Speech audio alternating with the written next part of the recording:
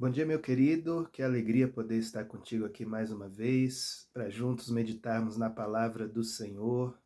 Nesse ano de 2025, nós estamos extraindo trechos das Escrituras para juntos sermos edificados por meio da palavra viva do nosso Deus.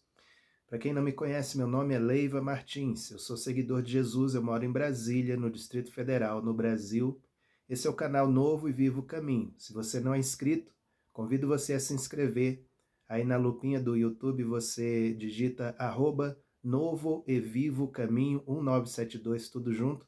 Você me encontra aí, se inscreve, ativa o teu sininho e toda segunda-feira eu estou compartilhando a palavra de Deus com você. Hoje eu quero meditar contigo sobre alguns trechos da palavra de Deus, é, a partir de uma ideia base, de uma ideia fundamental, que é a santidade do homem no propósito original de Deus. A santidade do homem no propósito original de Deus. Então, refletindo um pouquinho sobre essa questão do que você entende como algo santo, né? Quando nós falamos que algo é santo, isso nos traz algumas ideias, alguns conceitos. Quando eu digo que algo é santo, estou dizendo que algo ou alguém é separado, é destinado para um propósito específico. Separado, destinado ou consagrado para um propósito específico. Então, esse algo ou alguém é santo para isso, para aquele propósito específico. Nós podemos entender também que santo é algo ou alguém compatível a este propósito. Alguém compatível, funcional a este propósito. Então, se algo foi criado para um propósito, este algo ou alguém deve funcionar para este propósito. É compatível, ele consegue realizar este propósito para o qual ele foi criado. Em terceiro lugar, quando nós falamos que algo é santo, algo ou alguém é santo, ele foi criado para uma finalidade especial. Então, houve uma ideia, houve um projeto para aquele algo ou alguém. Isso se aplica integralmente a nós como pessoas, como seres humanos. Nós não somos frutos da aleatoriedade, do acaso, de uma evolução desprogramada e sem propósito da natureza. Nós não temos a consciência, o raciocínio, o intelecto por conta de um acaso quase improvável da natureza de chegar até a raça humana. Nós somos criados a partir da mente, do propósito e do coração de um Deus soberano, de um Deus criador que nos idealizou na sua mente da forma como nós somos, corpo, alma e espírito, no seu propósito original e eterno. Ele nos projetou na sua glória, na sua santidade. Ele nos projetou com Jesus e com o Espírito Santo, pensando em que fôssemos separados para o propósito exclusivo que ele tinha e tem em mente para as nossas vidas. Então, quando olhamos para a criação do ser humano, realmente nós podemos perceber que Deus criou o homem com uma finalidade, para ter comunhão com ele. O homem foi separado, foi santificado para ter essa comunhão com o seu Criador, desde o começo. Tá? Posteriormente, Deus criou a mulher para ser compatível, santa para o homem, né? Separada para o homem, e o homem para a mulher, enquanto família aqui na terra. Quando Adão viu aquela mulher criada por Deus a partir de parte do seu corpo, ele disse: esta, afinal, é osso dos meus ossos e carne da minha carne. Até que, enfim, essa é compatível comigo, né? Essa corresponde comigo. Então Adão se alegrou quando viu a criação de Deus, né? Ali a mulher criada por Deus a partir de parte do seu corpo. E ele pôde ver que a mulher era compatível com ele, né? Então, nesse sentido, o homem é consagrado à mulher e a mulher consagrada ao homem. Isso está na raiz, isso está no pano de fundo da questão do casamento, do matrimônio. Porque o casamento, o matrimônio, é um espelho dessa sacralidade, dessa santidade desse relacionamento. O casamento é uma figura dessa sacralidade do próprio relacionamento de Deus com a raça humana. Tanto que Paulo resgata essa ideia lá na carta aos Efésios, quando ele está tratando das questões de homem e mulher, do casamento dentro da igreja. Ele resgata esse princípio, falando: grande é este mistério, mas eu me refiro a Cristo e à igreja. Então, dessa questão da dedicação, da separação de um cônjuge para o outro, do homem para a sua mulher, da mulher para o homem e de ambos para o Senhor. Então, nós fomos criados na santidade para a santidade. E voltando ali a Gênesis, Deus colocou aquele casal no jardim para serem santos, dedicados, consagrados um ao outro e ambos para Deus. Deus formou a família na terra como reflexo da sua família, comunidade celeste. No céu existe uma comunidade, desde a eternidade, formada por Deus Pai, Deus Filho e Deus Espírito Santo, os três que são um e que vivem em completa harmonia, honra e respeito um ao outro, né? Então a família é um reflexo dessa comunidade celeste aqui na terra. E assim deve ser, e assim é o que está no coração de Deus a respeito da família aqui na terra. Então, o casamento, quem é casado, deve ter isso em mente. O seu casamento deve ser um reflexo do relacionamento da Trindade. Por isso é um casamento santo. Então, em sua sabedoria e graça, Deus proveu o corpo, a alma e o espírito do homem de habilidades, de funcionalidades para viver essa santidade e essa consagração a ele e um ao outro. O que quero resumir aqui dizendo é o seguinte: lá na origem, antes da queda, antes do pecado, o homem foi criado bom, né? O homem foi criado bom. Salomão resgata isso, de certa forma, no livro de Eclesiastes, eu não vou lembrar aqui o endereço certinho, mas ele diz assim: entendo que Deus criou o homem bom, mas ele se meteu em muitas confusões, né? Em muitos problemas, né? Então, na origem, lá no propósito eterno de Deus, nós fomos criados em santidade, corpo, alma e espírito. E isso concorda com o que a palavra declara sobre a própria criação. Gênesis 1:31, ali no final dos 7 dias de criação, dos 6 dias de criação, aliás, quando Deus olha e vê toda a ordem, beleza, funcionalidade, inter-relação da sua criação material, com o homem e a mulher ali postos no paraíso para serem gestores daquilo tudo e terem comunhão com ele. Deus olha tudo aquilo ali e diz assim: e viu Deus que tudo era muito bom.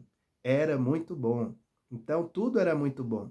No mundo material, no mundo espiritual, nas emoções, tudo era muito bom.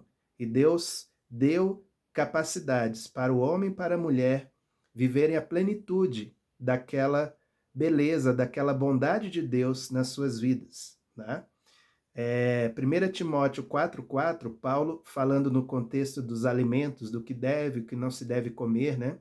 Ele diz assim, que tudo que o Senhor criou é bom e recebido com ação de graças é santificado. Então, com isso, declarando santos os alimentos, né? Então, nós podemos nos alimentar. Então, o corpo é bom, a alma é boa, o espírito é bom, porque o homem foi criado santo. Amém? Eu digo isso porque muitas vezes se diz e se insere ou se tem a mentalidade de que a carne, o corpo físico principalmente, ele é ruim, ele é mau por natureza, né? E eu repito aqui, isso está na origem de uma heresia que foi levantada no primeiro século da Igreja Cristã, a heresia do pensamento do gnosticismo, que, em suma, declarava que é impossível que um Deus santo tenha vindo em carne humana, porque a carne humana é ruim por natureza, o corpo humano é ruim por natureza, o corpo humano é mau, com U, né? Então, é impossível que Deus que é tão santo, santo, santo, que os anjos temem olhar diretamente para ele, é impossível que um Deus assim tão santo tenha se feito carne e habitado entre os homens, né? Então, diante dessa ideia, muitas derivações dessa ideia surgiram no primeiro século, como, por exemplo, de que o corpo de Jesus, o corpo físico de Jesus, não era de fato um corpo físico, ou de que o corpo de Jesus não tinha, né, a característica humana da sua mãe, né? Era apenas a mãe foi apenas uma hospedeira de algo que já veio pronto do céu e que não se revestiu de carne. Existia alguns pensamentos que, em algumas heresias modernas, né, algumas seitas modernas repetem essa heresia, dizendo que o corpo de Jesus, de fato, ele não ressuscitou, mas ele se dissolveu em gases, e aquilo que apareceu depois da ressurreição não era de fato o corpo físico ressuscitado de Jesus. Então, várias tentativas de negar a realidade fática e concreta de que o corpo de Jesus aqui na Terra era um corpo humano, físico, tal e qual o meu e o seu, tal e qual nós estamos aqui falando e ouvindo, com todas as suas funcionalidades, né? Jesus chorou, Jesus sangrou, Jesus cuspiu, né? Então, Jesus tinha todas as funcionalidades. Jesus suou, Jesus foi esbofeteado, foi massacrado, né, no corpo físico. Jesus ficou nu, sem roupas, né, na crucificação. Enfim, Jesus sofreu tudo nesse corpo físico. Por quê? Porque era necessário que ele encarnasse nesse corpo físico para redimir essa humanidade que habita esse corpo físico, né? Então, Jesus se fez carne, literalmente.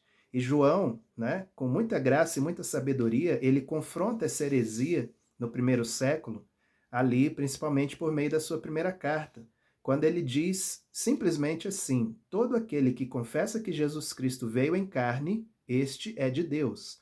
O que não confessa que Jesus Cristo veio em carne, este é o enganador e o anticristo.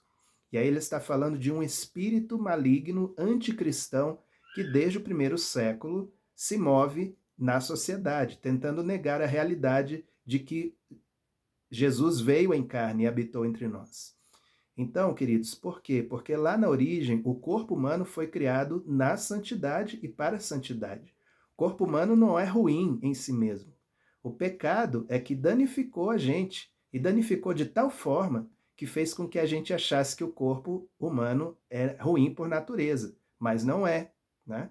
E na restauração que Jesus fez, está fazendo na sua igreja, na restauração após a sua vinda, quando o Senhor nos salva, ele nos salva para sermos libertos, né? Para que o nosso corpo seja liberto da obrigatoriedade do pecado, né? Antes de conhecer a Cristo, nós éramos escravos, obrigados. Nós não tínhamos autocontrole, domínio próprio, mansidão sobre a nossa vida. Não tínhamos a habitação do Espírito Santo. Então éramos obrigados, coagidos, sempre, debaixo de vara, né? Como se diz, para pecar. Mas a grande, boa e maravilhosa novidade do cristianismo, e que nenhuma outra religião traz isso, a novidade é que no cristianismo nós não somos mais obrigados ao pecado. Nós não somos mais coagidos. Nós só pecamos se vacilarmos com Deus, né? Se não vigiarmos, nós pecamos. Mas nós não somos mais obrigados. Não somos mais escravos do pecado. Nós somos, como diz Paulo, servos da justiça. E quem opera essa salvação em nós, desde o momento que nós recebemos a Cristo, e opera no dia a dia principalmente, é o Espírito Santo, poderoso, maravilhoso, bendito, incomparável Espírito Santo de Deus, que habita naqueles que creem e se rendem ao Senhor Jesus. Então, por isso que Paulo exorta tanto a igreja: igreja, vigie, você foi livre do pecado, não para continuar pecando, mas para oferecer os vossos membros, né, do vosso corpo, para a prática da justiça, né? Então não há argumento para oferecermos nossos corpos novamente para a injustiça, para o pecado, para o engano. Então, com isso é um critério, né? Veja que aqui não está dizendo não faça isso, não toque aquilo, não coma, não beba, não sei o quê. Está dizendo o seguinte: o seu corpo foi comprado e redimido com um preço muito alto, preço de sangue, para que ele volte à santidade para o qual ele foi criado na mente e no coração de Deus. Então, por isso, glorificai a Deus no vosso corpo. Assim como os vossos membros anteriormente eram oferecidos como instrumentos de injustiça para a prática do engano e do pecado, agora oferecei os vossos corpos como sacrifício vivo, santo e agradável a Deus. Né? No Antigo Testamento, os sacrifícios morriam, eram oferecidos uma vez só, porque eles perdiam a vida. Hoje, o nosso chamado é oferecer diariamente o nosso corpo como sacrifício ao Senhor. Nós não perdemos a vida física, mas nós a sacrificamos de certa forma, oferecendo a nossa vida, o nosso corpo, para a vontade do Senhor. E aí nós exercemos essa santidade nos nossos corpos físicos hoje, aqui e agora. Deus, ele deseja que os corpos, né, dos redimidos, dos filhos e filhas de Deus, estejam totalmente disponíveis para ele e somente a ele. Por isso, Paulo, ele exorta tanto a igreja, principalmente nas cartas ali de Coríntios: não façam dos vossos membros membros de uma meretriz ou de uma prostituta, porque aquele que se une a uma mulher se torna uma carne com ela. Então, uma aliança de iniquidade que herda, que tem a herança de uma iniquidade que está naquela outra parte, né? É isso que Paulo estava falando. Então, e ele diz assim: mas aquele que se une ao Senhor torna-se um espírito com ele. Então, nós, quando nos unimos ao Senhor, nós partilhamos da natureza espiritual divina. Nós recebemos dessa natureza em nossos corações, em nossas vidas. E aí nós somos fortalecidos pelo Espírito Santo para viver a santidade no nosso corpo, na nossa alma e no nosso espírito. Aleluia! Então, o Senhor quer que a gente dedique nossa vida a essa consagração. Jesus precisou encarnar num corpo humano tal como o nosso para levar esse corpo à cruz, para que naquele corpo tomasse todo o dano da humanidade em todos os tempos, em todas as gerações, né? Aqueles santos que morreram antes de Cristo, que sabiam que o Messias iria vir, morreram na esperança. E nós que nascemos depois da ressurreição de Cristo, nós não vimos Cristo aqui na terra, mas nós recebemos a herança do Evangelho e dessa bendita e maravilhosa obra de Jesus que veio sendo proclamada ao longo da história. Então, todas as gerações, em todo lugar, a convergência de todos nós é a cruz, é a obra da morte e ressurreição de Cristo. Então, todos nós, em todas as eras, em todos os países, em todas as regiões, quando olhamos para a cruz, reconhecemos ali que ele morreu a nossa morte, ali nós recebemos da sua vida. Então, Jesus levou sobre si toda a maldade da humanidade em todas as eras para redimir o homem, para retirar de sobre este homem a obrigatoriedade e a escravidão, o jugo do pecado. Aleluia! Para que novamente o homem possa viver em santidade no corpo, na alma e no espírito. Por isso, em Cristo, nós somos novamente chamados para ser santos. Romanos 1,7 fala desse chamado para ser santo na nossa vida. Aleluia.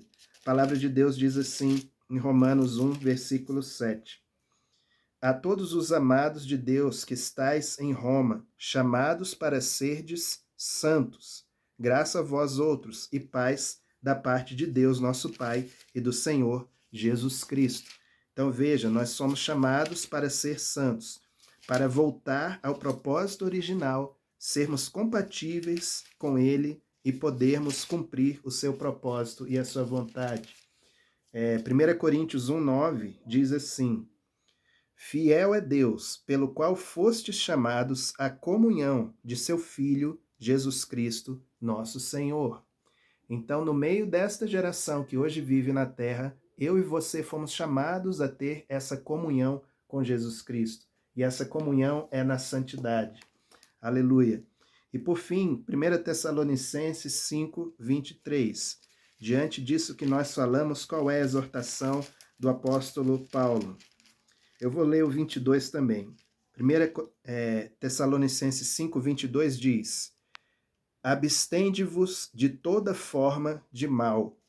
Abra mão de todo mal, né?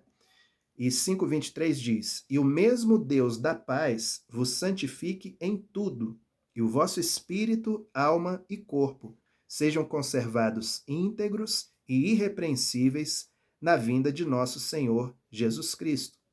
Fiel é o que vos chama, o qual também o fará. Aleluia.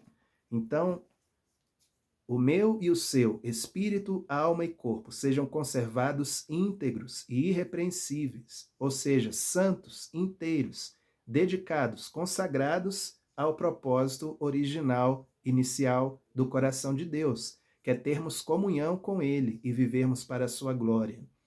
Quando eu e você nos dispomos a focar nisso, a fazer morrer a nossa natureza carnal, como Paulo ensina em Colossenses 4, mais e mais a natureza espiritual genuína do Senhor, ela brota na nossa vida, ela acontece em nossa vida, por meio dos nossos corpos, né? Nós estamos neste mundo físico e o meio de comunicação do nosso espírito com esse mundo físico é o nosso corpo, são as nossas faculdades mentais da nossa alma. Deus e nós precisamos deste corpo e desta alma para nos comunicarmos com outras pessoas e para que o reino de Deus aconteça.